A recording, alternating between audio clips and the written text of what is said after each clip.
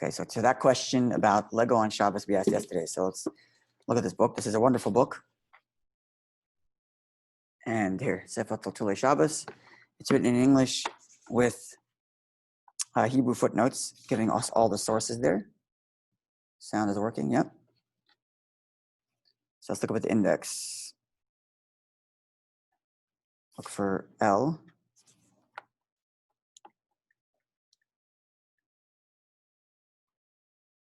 I don't see Legos here. But I know there's a section on toys. So let's look that up 1 second. Maybe Lego is just a brand. Right, so what would it be called? Lego is the brand, not the brand name. They're called Shabbos. No, there's a section on toys. Wait 1 second. Lego is a brand. What? What do you find online? Sorry? I didn't read it completely. So let's look toys. Yeah. Is it blocks?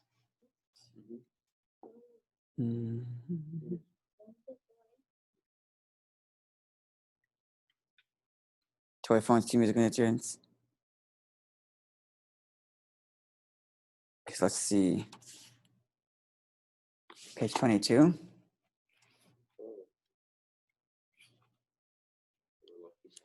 Okay. As a general rule, adults, boys over 13, should refrain entirely from playing games or sports in Shabbos. This applies even to games which technically do not violate Shabbos, any Shabbos prohibitions, e.g. playing ball inside one's house or playing chess. Still, you shouldn't. Yeah, you still shouldn't, even though you technically can. It's a question if it's muktzah or not. Can I technically play basketball? Indoors, even though you technically can, one shouldn't. Outside? Outside is even a problem, gets in a bigger problem. So let's see. Here, blocks and tinker toys. Building blocks may be used and are not muktzah. The use of interlocking blocks, such as Lego, Bristol blocks, tinker toys, etc., is questionable. One should not give his child these toys. If the child takes the toy himself, the parent need not object. Therefore, these toys are not muktzah. Yeah, that's what I thought so. They asked Rabbi Moshe Feinstein, like, if they can play with Lego, and he said they're not muktzah. But better not to give it to them. But if a kid takes it, you don't have to stop them from playing with it. I don't do basketball. I'm just saying. One shouldn't do these things on Shabbat, even though they're not technically us, or it's not in the spirit of Shabbat, right? There's the halachas of Shabbat, and then there's the spirit of Shabbat. Right? Read, learn. That's what Shabbat's for, right? Shabbat la Hashem. Talk about what? The basketball, is it actually a problem? Is basketball actually a problem? Yeah, it's not really a real problem. If it's indoors, not technically. The problem is that it's not in the spirit of Shabbos. We're just finished saying here. But it's outdoors. You said the Talmud said that go out there and create a cave. I don't know. Why not dumbbells? Why not what? Dumbbells workouts. Oh, a person's not supposed to work himself up into a sweat on Shabbat. Like even running on Shabbat is a problem. Unless running to shul. Unless they're going to shul because you want to make on time for a minyan. But a person shouldn't work himself up into a sweat. It's not in the spirit of Shabbat.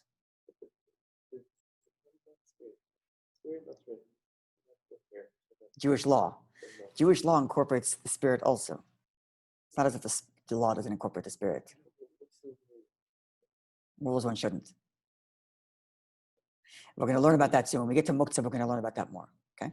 But for now, let's get to Eiruv. We're on page 4. So yesterday we discussed Daraita. What's the biblical definition of violating Shabbos? The word the Torah uses, malacha. What's the definition of malacha? Creative work. The biblical prohibition is against creative work. And we picked that up from the Hashem created on 6 days and rested. And we compared the 39 different malachot to what? To 39 times One is the 39 times the word malacha comes up on Shabbos, and the other thing is the 39 different works that they did in the building the Mishkan, right? But we learned also that any creative work is forbidden. So what's the point of having a number 39 categories? Why 39 categories? To know how many carbon khatas you have. You do a carbon for every violation. So how do you know if it's more than one violation? If it's in two different categories. If a person did 10 violations, 10 different types of planting, it's only one category, so only one khatas. But if he planted and cooked, the shogeg, not by, I was saying yesterday, by shogeg means by accident, or misspoke. Shogeg means not accident, but by mistake. Accident sounds like you accidentally hit the button. On purpose is skila. I'm sorry, is skila. Then there's a khatas and a karas. Hashem takes care of that. It's a different story. But yeah, it's a whole complicated thing. It's another set of laws as to when warning works and how warning works, how surah works. But for our discussion, the reason why we have categories is to tell us how many violations there are, and therefore we know how many karbanot to bring. If someone did it by mistake because he forgot it was Shabbos, and he did 50 different malachas, but it's only in two categories. So he has to bring two karbanos. But really, any creative work is forbidden no matter what. The question is only which category it's going to be under. That's what we learned from the Yerushalmi, Rabbi Yochanan and Rish Lakish. Right? Remember this? Somewhat? Remember this from yesterday? Yeah? Remember? Yeah, what do you want to say? If the witness didn't work out, then does he still have to bring khatas? Yeah. Okay. Now, so at this point, a lot of Shabbat that we observe isn't here yet. Right? For example, as far as this is concerned, am I allowed to pick up my iPhone and move it somewhere else if I don't turn it on? Yeah. Why not? The Daraita is probably turning it on. How is Daraita? Why is Daraita is another discussion. Depends who you ask. But okay, let's use that as an example. Let's say using something that's for sure, I don't know, toaster oven. Toaster oven's meant for Daraita. It's meant for cooking. Am I allowed to move it on Shabbat? No. As far as what we learned yesterday, yes, biblically speaking, no problem. So there's all kinds of Eiruv. We didn't mention anything about that, what it is. So now we're going to go through other things that were added to Shabbat over the generations. Why did they add so much? The main reason why the rabbis add so much, there's a few reasons. The main reason is because a simple reason is saying they're trying to protect us to make sure we don't violate Torah. It's one way of saying it. If they just, people slip and they make a mistake. So better slip and make a mistake and do something the sages said not to do rather than, right? So for example, you're not allowed to use the phone on Shabbat. So the Chachamim say don't touch it, because if you touch it, you might use it. So they put a fence around the Torah. You hear the expression? No, it's like the one thing you're supposed to put a fence on your roof. That's the right. Yeah. The rabbis will say, let's say I'm using the same concept for Shabbat. Hashem, you're on the roof now. That's Shabbat. That's the right. So the rabbis add a little fence. Over the generations, they start to build a whole Trump wall. It's a good question. The deeper reason is because, like we talked about this a few days ago, our relationship with Torah and Hashem isn't just that we follow orders. The point is that we're actively engaged in a relationship. So we're constantly looking for ways to make it better and better and better. If your premise is you just want to do what Hashem wants because he asked, so what are you looking to do? The minimum amount possible. Anything extra, leave me alone. So we did. Right? My mom told me to clean my room, and I clean the bathroom. But then the rabbis are telling me to clean the house. That's right. I understand, because if you're looking at your relationship with Hashem, I just want to do what I have to and leave me alone, then we're missing the point. The point is not that I'm doing what Hashem wants and then leave me alone. The point is that we're constantly engaged in connecting with Hashem deeper and deeper. And because we're always looking for ways to connect deeper, we're always adding ways to do that. I'll give you an example. That contradicts me. Chas v'shalom. We never contradict Torah. We enhance. So I'll give you an example. Simchat Torah. Is that a good fun holiday? Yeah. Nowhere in the Torah does it say to keep Simchat Torah. Not even in the Gemara does it say to keep Simchat Torah. Do you know what it is? It's a minhag. Why do we do it? So it's the Torah. Because it shows our enthusiasm. When Hashem says, go into the sukkah and we listen, does it show that we're enthusiastic about it? We could just be doing it because you asked. But when we, sorry? Right? But that's already just a different thing. But when it comes to Simchas Torah, where Hashem didn't ask us to dance with the Torah, but we are so excited, so we dance. That really shows we're connected. Right? So when we think of Torah not as something Hashem asked us to do, but a way that we can connect to Hashem, then we're always looking for better ways to improve it. And that's what the Chacham do, trying to constantly improve our connection to Hashem. Some people, a lot of people out there don't keep Shabbat with all the excessive, not excessive, the extra restrictions added. Yeah. So that's why it's important to know what's the essence and what's added. So a person could say, look, I'm not ready yet to take on all of Shabbat at the highest level. But at least to start with this. Right? That's also a good thing.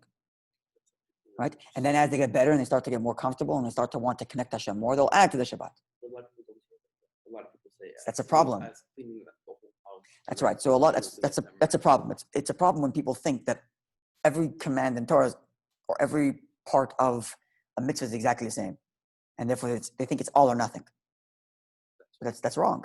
That's part of why we're doing this, to understand what's the biblical, what's been added, what are the things that are essential, what are the things that came later. Of course, it's important to keep all of them.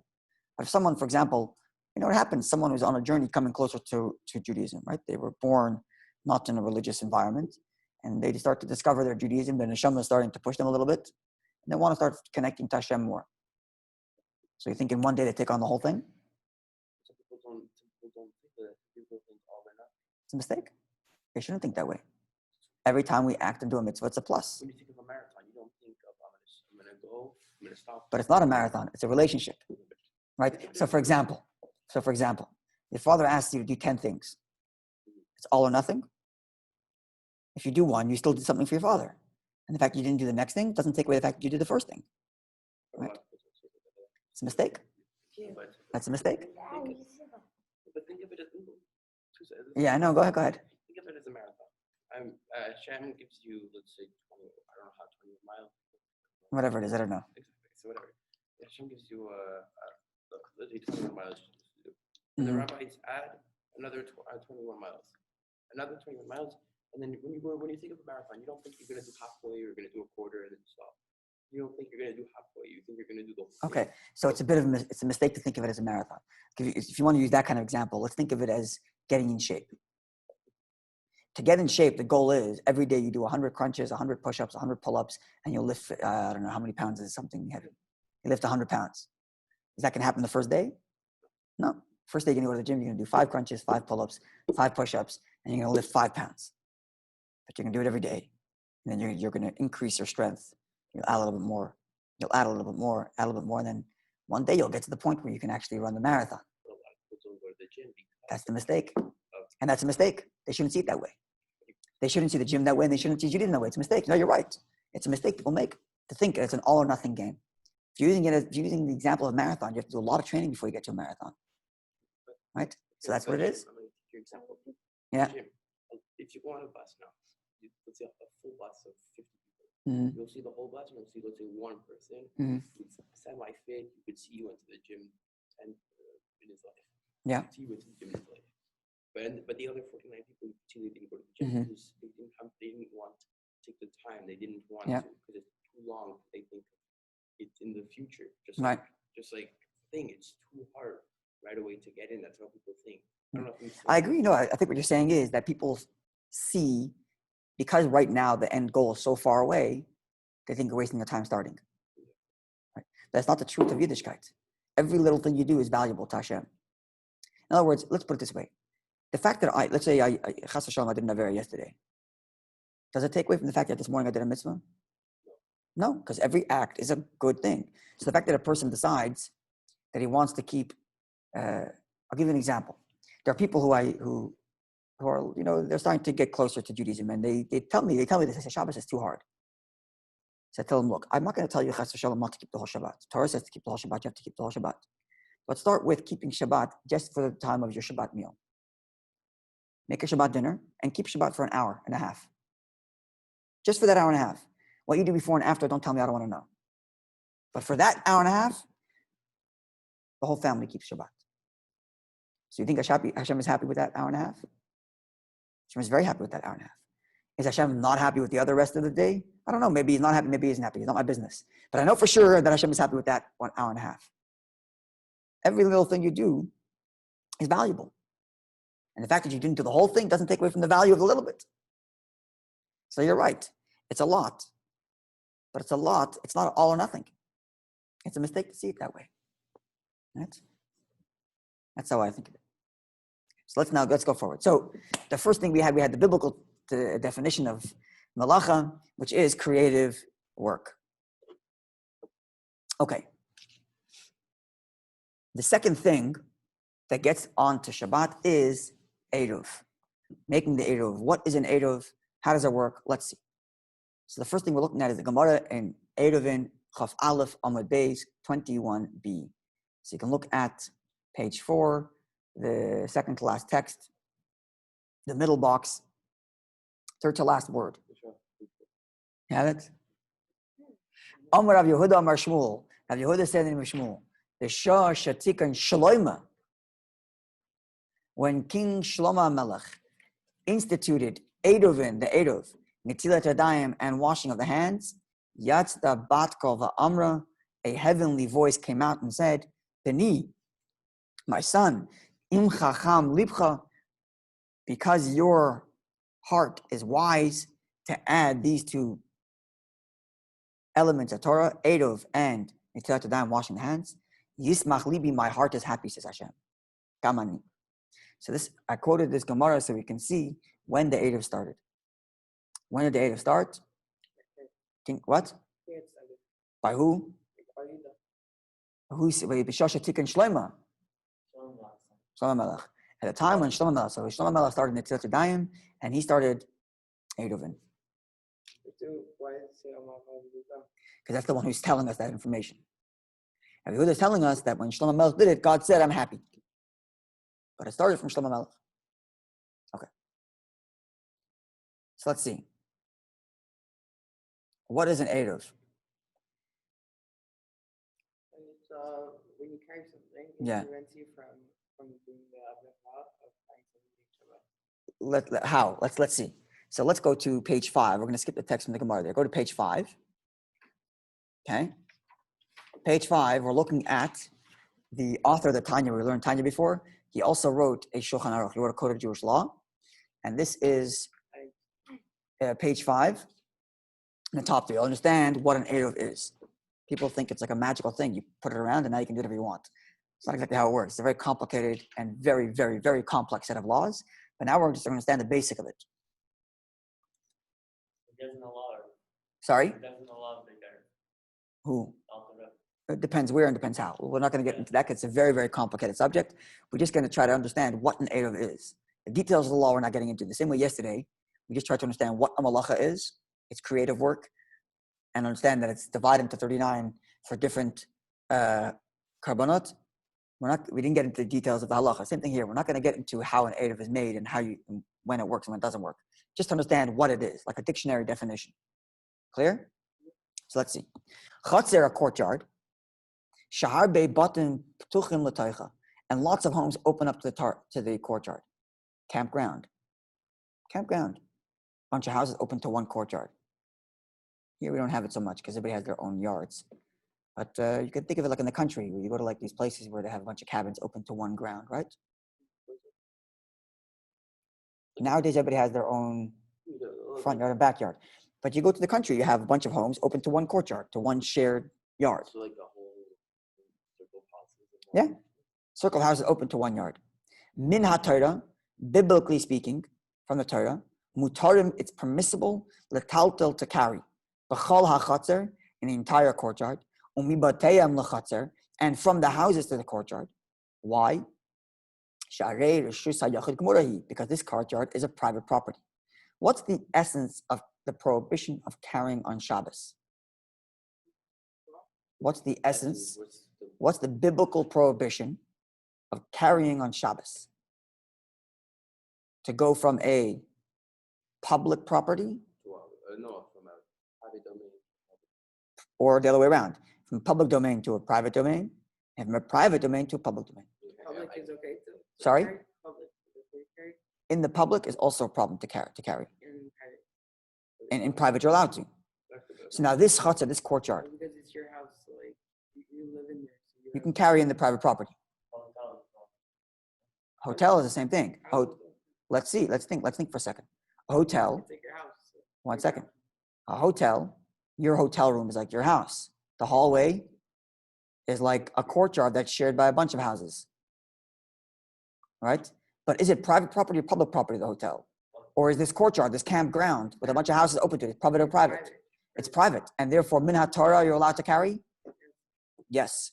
That's what it says. Min ha-Torah mutarim, sharei rishus hayachid gemuri, because it's an absolutely private property. So you can carry. Aval but, chachamim, our sages, asru latalto mibateim lachatzer. This chachamim said you cannot carry from those homes into the courtyard or from the hotel into the hallway. Ad sheyarvu, until they make an Eiruv. How do you make an Eiruv in a hotel? Let's see. I'm guessing that's not the rule that applies today. It does, but let's see. Even today. Let's see. But let's put a hotel for a second. Let's say we're talking about a courtyard, campground, where there's a big yard and a bunch of houses facing into the yard. So the yard is private, and therefore, min ha-Torah, biblically speaking, you're allowed to carry. Chachamim say you have to make an Eiruv. Why? Because each house is an individual, unique property. Each person, for each person. The yard is a shared property between all the people who have these houses. And therefore, it's very similar to a public property because it's shared by 10 homes. So it's technically private, but very similar to public. Right? And if we were to let you carry from your private house to the yard, which is shared, people will think that, oh, you can carry from a private to a public, because look, I take it from my yard, which I share with 10 other people, and I take it to my house. And therefore, they said, can't carry. But similar thing, apartment building, same thing as hotel and this. We'll get to that in a second. But they allowed a day Eiruv through an Eiruv. What's an Eiruv? It's Making it private. How do I make it private? You could put That's one part of the Eiruv. This yard, one second. Oh, exactly. This yard could be completely closed inside of a wall. Could be an apartment building. But if it's a shared property, then it has this gazera, because the shared property is like a public area, even though it's enclosed and it's inside the apartment building. And then each person has their own little private apartment. And if I'm allowed to carry from my apartment into the lobby, it will look like I'm taking from my private domain, my apartment, to the lobby, public domain, even though the lobby isn't technically public. It looks like a public because it's shared. So how do we make an Eiruv? Let's finish 1 second.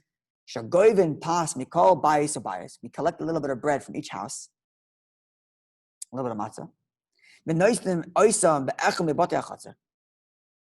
And we put that, all the bread people gave, all the matzah, whatever, into one person's house. And then we consider it as if everybody's living in which house? In the one house where the bread is. Because a person's mind, and his living, the makam is where his food is. It's as if the whole yard is just a private yard for the one residence. Now it's no longer like a Rosh Hashanah. So what do you do in a hotel or an apartment building? I used to live in Crown Heights, and I used to live in an apartment in Brooklyn. Yeah. There was one person who was responsible to making an Eiruv by having a piece of bread that belongs to everybody. So he's matzah. The best thing. Oh, so if it's a non-Jew, you have to pay to get permission from the non-Jew to use the hallway. And that way the hallway now belongs to you more. So for example, my family once went to a hotel. We went for Shabbat. Whole family, cousins and everybody. We took out, 20, 30, 40 rooms. We want to carry in the hallways on Shabbat. My extended, my cousins and everybody. So what do? I went to the manager and I gave him $20. We already had shared food because we were all eating together in the social hall of the hotel, right? So we already had shared food. So that part of Erev is taken care of. The only problem we had was that there's non-Jews in the hotel also.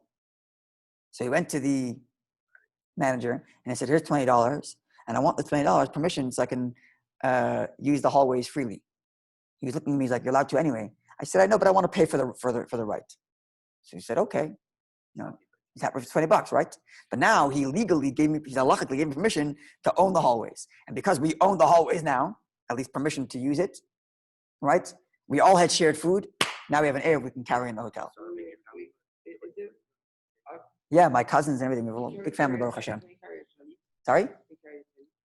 Yes, that's what I can carry whatever I want now. Oh, if I'm wearing it, yes. If I'm wearing it, I could. Sorry? Yeah, maybe. Right.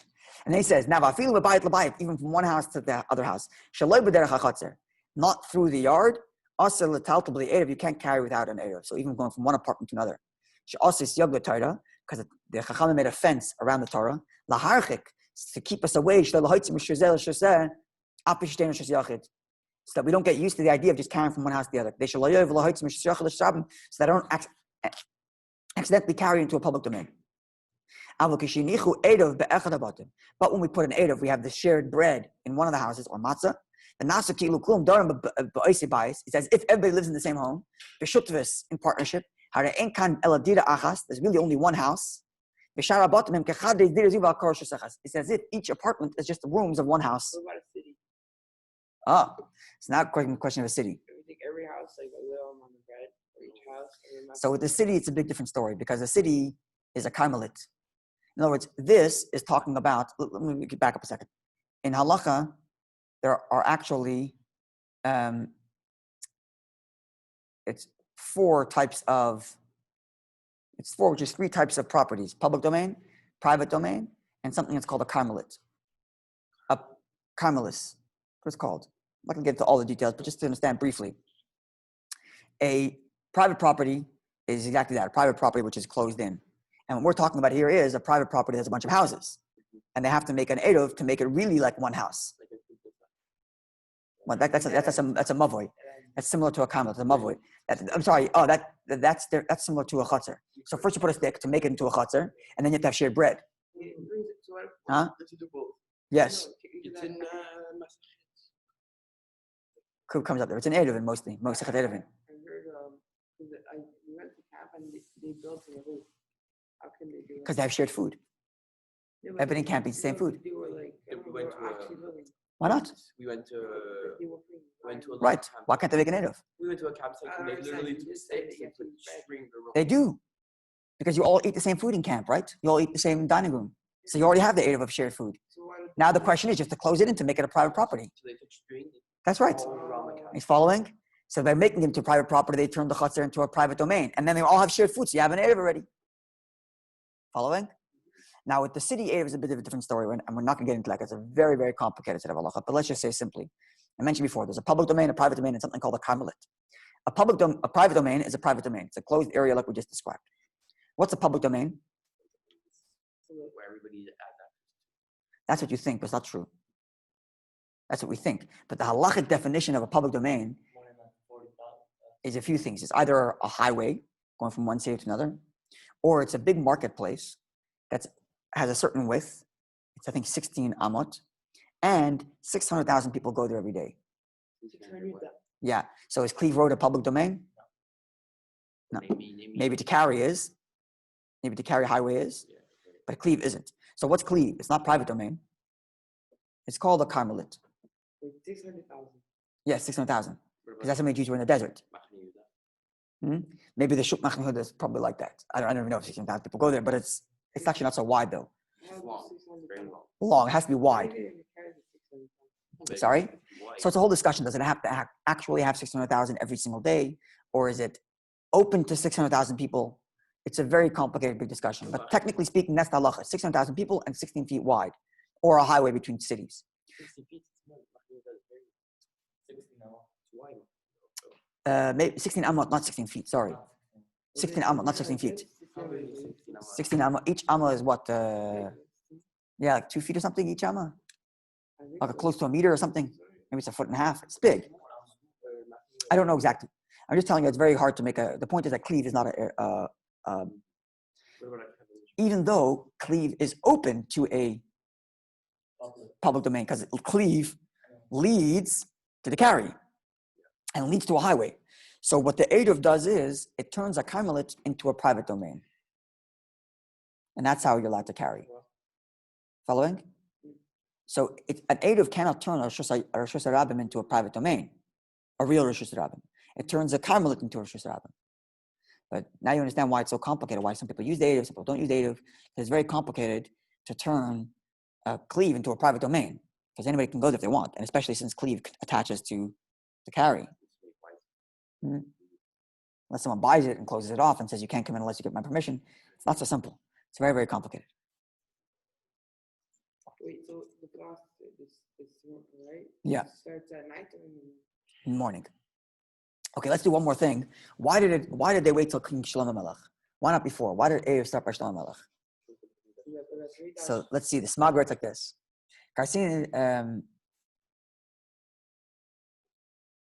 Look at the second line on the third text, the second to last word. First, he quotes the Gemara we read earlier, where Rav Yehuda says that Shlomo Melech was the one who started the Eiruv. Now, the Heshir of Hai Goin, Rav Hai Goin. You know what a Goin is? What's a Goin? Goin means a genius, but a Goin in this context means after the Gemara ends, Jews are still living in Bavel, and they have what's called a Gaon. He means he was a Rosh Hashiva. He was like the leader of the Jewish people. It was the Reish Galusa, there's a Gaon. So you had the Gaonim, it's the period of the Gaonim. Hai Gaon, Saja Gaon, Chazda Gaon, and different people. So Reb Chaim Gaon writes, B'tshuva in a letter, Achas, in one of his letters, here's the reason why Eiruv didn't start till Shlomo Melech. Why? Because Jews were constantly at war, Ad Shlema, until Shlomo Melech, Shabiyamav, and in his time, Nasan HaKadosh Baruch Hu Shalom Ba'aretz, God gave peace in the land, right? King David was fighting non-stop. Shlomo Melech, peace. And we learned in Halacha and Erevin, Arba Dvarim P'torim B'machana. There are 4 things that are permissible when you're encamped for war. And one of them is, you can carry wood from wherever you want. You don't have to wash your hands. So because when you're at battle and you're in camp, you're allowed to carry anyway. So why would they make an Eiruv when you're at war? Only once war ended. And now people are living in old places. And they don't have the heter, they don't have the permissibility of being people encamped at war. So Shlomo Melech comes and says, okay, now it's time to make the Eiruv. But really it should have started before, because Jews were at war the whole time.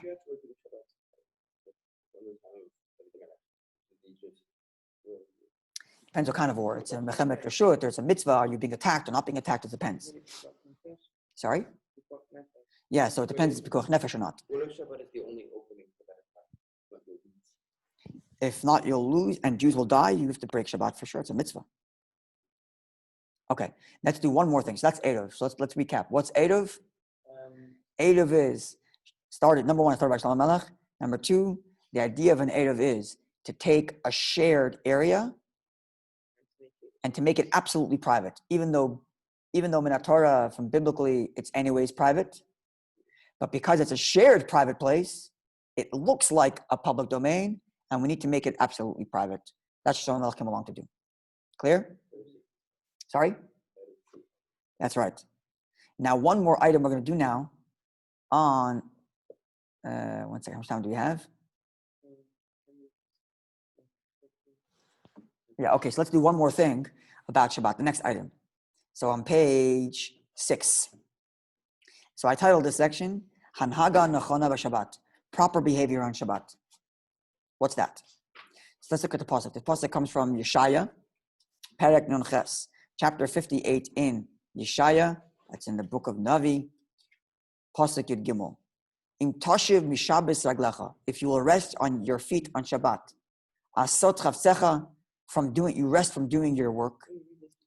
B'yom kachi, on the day of my holiness. V'karata l'Shabbat oneg, and you will call on to Shabbos as a day of pleasure.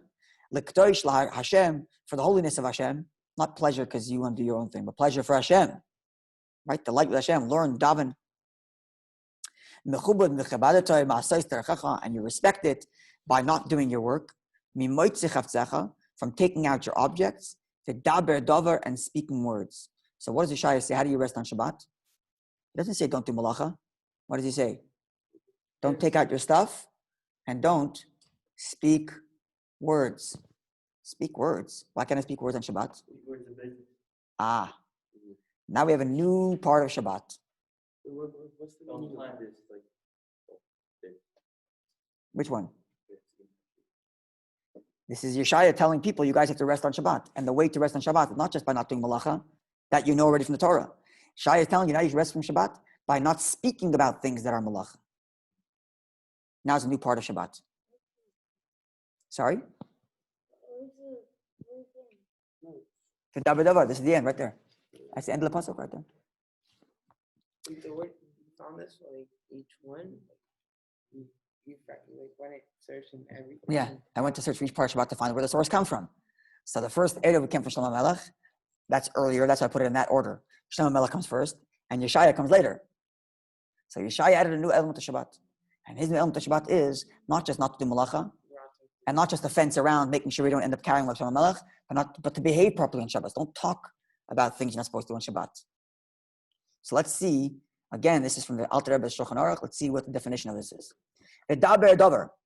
The pasuk says in Yeshaya to refrain, to not speak words on Shabbat. Darshu chachamim. Our sages explain what this verse means. What does the pasuk mean? Yeshaya is saying not to speak on Shabbat. Explains the chachamim. Shalayud barecha shal Shabbos. Your speaking on Shabbos should not be kedubirecha shalcha, the same way you speak on the weekday. You don't speak on Shabbat the same way you do in the week. Shalayoymar, you shouldn't say davar ploini eslamachar. Oh, tomorrow I'm going to do this. Tomorrow I'm going to cut that deal. Tomorrow I'm going to fix that. It's Shabbat. Don't talk about things you're not supposed to be doing on Shabbat. The truth is that really you shouldn't. But technically speaking, you're allowed to. Study what? That's a serious question. Whether you're allowed, it's a serious question about whether or not you're allowed to even study on Shabbat things that are not Torah. What if it's like not? Oh, good. The Torah is Torah. But It's still melacha. It's still working. what do you mean working? Not working. Torah's, it's God's Torah allowed to. It's only, remember, it's not about working hard. It's about creative work, malacha. Torah is Torah. It's God's Torah. The pasuk says, "V'karasa l'Shabbos oyniglik toish l'Hashem," called pleasure for holiness of Hashem. So if you're learning Torah, it's part of keeping Shabbat. But talking about things that are forbidden in Shabbat, that you're not allowed to. And he says, even something that isn't a malacha on Shabbos, but you're not allowed to do it on Shabbos because the Chachamim said you can't do it on Shabbos. Like you're going schiros, like renting, business, like even though talking about it on Shabbos won't do anything. I'm just talking about my business deal. It's not as if I'm talking about it and I'm talking to my partner what we're going to do tomorrow. That for sure. But even I'm just talking to my family, telling them what I'm going to do. And it's not going to make any difference on what I do. It's not as if I'm telling my employee tomorrow go fix that. That for sure you can't do. I'm just talking about my business in general. Like if it's not like so, I want to say if it's we're talking about yeshiva or something, it's not really studying Torah, but you're still like finding out like it's like if you talk about yeshiva, like about how I'm going to go to yeshiva and like. If it's related to a malacha, if it's related to something you're not allowed to do on Shabbat, then it's forbidden. So there's two parts to this, because the pasuk said, let me get the pasuk back up here. The pasuk said two things. The dabar davar. You should refrain from taking out your objects and from speaking words. So there's two things. Taking out your object means I shouldn't talk about something I'm going to do tomorrow. Number one, to say, for example, tomorrow I'm going to do this. That's not allowed to. But even more than that, davar davar means even just to talk about it. Not that I'm going to do something. I'm just talking about a deal I'm going to cut. It's just a conversation about it. Even that I shouldn't do it. You're allowed to say in the park, like I'm going to the park, but you're not allowed to say I'm going to Israel tomorrow. That's right, exactly. Because you're allowed to walk there, That's right. That's correct. So all to say. And Yom Tov is the same thing. You find out stuff. Yom Tov. Same thing with Yom Tov. So all Shabbos and Yom Tov together. Except Erev Tov, sure. It's a mitzvah. If it's related to a mitzvah, I'm allowed to. So again, to recap today's lesson, we learned two things. We learned about where the Eiruv comes from. Eiruv comes from Shlomo Melech, And the basic idea is something which seems like a public domain, even though it's not actually public, to make it into a really private by closing it up and sharing food. And the second item we learned is that Yeshaya Hanavi, Yeshaya the prophet, added to Shabbat, not just not to do malacha, but not even to talk about it, so that our speech and the way we behave on Shabbat is different in the week. And you're asking why the Chacham did this? Because why did Hashem say to rest on Shabbat and not to do malacha? Because He wants you to live a different life on Shabbat. He wants you to live a more holy spiritual life. So if we just told you, okay, only don't do malacha, but the rest of the time you're going to be talking about your business, you're going to be reading the newspaper, then you didn't keep Shabbat. You technically followed Shabbat, but you didn't really keep it. So therefore Yeshaya said, okay, no talking about things that aren't related to Shabbat. Clear? Okay. Have a wonderful day. God willing, tomorrow more parts of Shabbat. Muktzah. We haven't got to Muktzah, right? That's the main part of Shabbat. This is Muktzah. That's Muktzah. You ever heard that? So tomorrow we're going to find out what Muktzah is all about.